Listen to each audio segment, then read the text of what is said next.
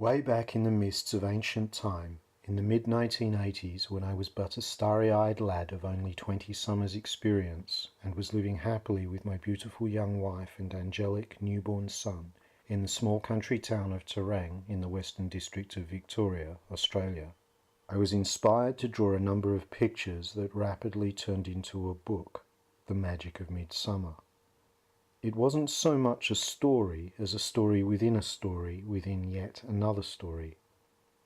In that primitive, innocent time, before the internet, The Simpsons, South Park and terrorism, I took my book to Melbourne to show it to the children's book rep at Penguin, but was told by her that kids were no longer interested in wizards and fantasy. I should focus instead on electronica. Not being one who could deal very well with rejection, I accepted her word as law, went home and buried The Magic of Midsummer with its 50-something illustrations under my bed, and didn't draw again for almost 10 years.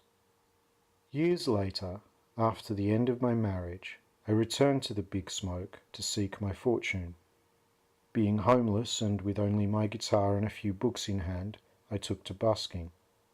It was a difficult way to earn cash, and so my mind turned back to The Magic of Midsummer. I saved every dollar I could until I had enough to have printed as posters 500 copies of one of my illustrations. I then took those posters to the street and started selling them, $10 each. After 3 days I'd sold over 100. I'd never earned so much in such a short time. I invested most of it in print runs of 2 more posters of my illustrations, with the intention of eventually raising enough cash to self-publish for the name of the wizard, one of the stories from The Magic of Midsummer. Things were going very well, but I was shortly to be derailed. 2 things happened that changed my course, not, I believe, for the better. The first was, I enrolled in a government-run business course under what was, and possibly still is, called the New Enterprise Incentive Scheme, NEIS. I was thrilled to get in, not only because it meant receiving 6 weeks of business tuition from experienced and successful business people and getting to meet other participants of like mind and ambition, but because, on finishing the 6-week course and having a business plan accepted by a board of experts, I would receive an income equivalent to the unemployment payment, but which, for 12 months, would not be decreased accordingly as I earned extra income from my business. The idea being the government payments were to live on, freeing income earned from my embryonic business to be reinvested in further development of that business, with the hope that, after 12 months, the business would be self-sufficient, and I would no longer need any type of government assistance. The other was meeting someone who was so impressed by what I was doing that he offered to lend me the $10,000 I needed to get an initial print run of books. Both these things seemed at the time like gifts from God. They were not. The first, the NEIS scheme, sent me in a totally wrong direction. I had originally structured my business plan around the setting up of an internet publishing house, a website via which I could sell posters and books of my own and maybe after a while others' creation. Admittedly, the internet was still a relatively new thing, but any fool with even a modicum of imagination could see what it was going to be. In order to receive the NEIS payments, however, I had to abandon this idea. Instead, I was encouraged to base my business on telling stories to kids at schools, and using this as a means of selling my work. To be honest, there did seem to be a romantic element that I found attractive in contemplating life as a storyteller, but kids are a tough audience. I should have chucked the NEIS scheme and gone my own way. I didn't. I sent out to every school principal and every librarian in the metropolitan region an introductory letter and a flashy promotional pamphlet. The pamphlets had been expensive to produce, and together with the cost of postage, the whole enterprise had set me back a scary amount of money. Of course, on phoning the schools afterwards to follow up on my mail out, over 90% of the people I had sent mail to had not received it, and suggested I try reposting it. However, I did get a few gigs from my first round of mail-outs, and these were lifesavers. They were also, I must admit, fun. I told a few of my own stories and scattered a number of traditional Scandinavian and Finnish folk stories in as well. If there was a child who appeared shy and awkward, ostracised by the rest of the class, I'd ask him or her their name, then use that name for the hero in my next story. What a coincidence! That was the name of a young boy, girl, from... Actually, I think you look a bit like that young man, lady. Here, let me tell you her story. And afterward all the other kids would gather round that child and make such a fuss of them, you'd think they'd just been crowned King or Queen of Australia. But the whole thing was so expensive in terms of promotion that I eventually became so desperate for work I accepted increasingly difficult jobs. Finally there came a day when I stood waiting outside a huge hall. Sitting, shouting, squabbling inside were nearly 500 children, all grades from prep to grade 6, and I had agreed to entertain them all with the one performance, and without so much as a microphone. I still don't know how I managed to force myself to walk into that hellhole that day. Every fibre of my being was urging me to flee. I should say I'm not a born entertainer.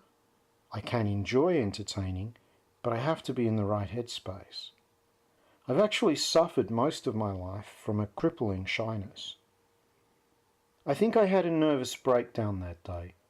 Somehow I managed to get through it in one piece, but afterward I went home and got into bed, vowing never again to perform for young children. But what to do with my stock? I'd accepted the offer of a $10,000 loan, and I'd had over 3,000 copies of For the Name of the Wizard printed. Nothing for it but to take to the streets and sell them one by one. It was hard work, but it was easier than the storytelling gig. In the early days, I must confess, I loved it. The freedom of it all, and constantly talking to new and interesting people. Then the first Harry Potter book came out. Initially people would just mention it. There's a new fantasy book that's doing really well, Harry Potter. Have you heard of it? But soon it became, oh yes, like Harry Potter. Is that where you draw your influence from? Now please don't get me wrong. Though not a Harry Potter fan, I'm not a knocker either. But every time I heard anything about J.K. Rowling and her stupendous rise to wealth and fame, my thoughts went back to that stupid children's rep at Penguin. Kids aren't into wizards and fantasy anymore. Yeah, right. And whilst I happily acknowledge the literary influences on my work of Tolkien, Lewis, Alexander, Horwood, Stewart, etc., and the ancient Greco-Roman and medieval Norse and Celtic myths and legends that had inspired them, it irked me that I was being asked so often if I was influenced by someone who hadn't even started writing when my own book was completed and languishing under my bed. So I guess it's not surprising that sometime in the years that followed, I decided to switch careers and refocus on my music. Whatever money was left once I'd repaid the loan that didn't get spent on life's essentials went into the recording of my first CD, Mr. E and the Children of Providence. Aside from when I needed images for CD covers or my website, I didn't draw or paint for another nearly 10 years. Now, what has all this got to do with Yetzirah? The promotional pamphlet I'd created when I was setting out on my short-lived career as a storyteller, the one I'd sent out to all the schools, was a black and white illustration. It was amongst the first things I had drawn after putting pencil to paper again at the end of my 10-year break from drawing that had followed the rejection from Penguin. And it was totally different stylistically from anything else I'd ever done or even seen. I'd been so pleased with it I'd had printed not just the 1,000 or so glossy pamphlets that I'd sent out to schools, but also 500 high-quality poster prints to sell at schools after my performances. Most of these I also sold on the streets.